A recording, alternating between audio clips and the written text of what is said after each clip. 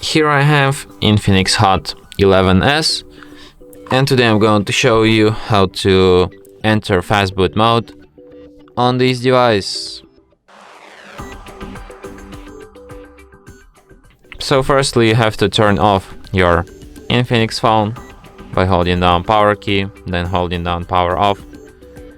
And after it turns off completely, you have to hold down combination of keys, power key plus volume up for a couple of seconds. So let's get it. So just press them both, and after the screen turns on and you can see INFINIX logo appeared, you have to release power key and keep holding only volume up.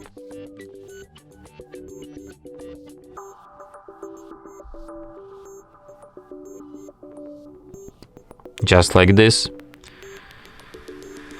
When you see this XOS symbol and no command message under it, what you have to do is to press volume up, press power key, hold power key and press volume up once.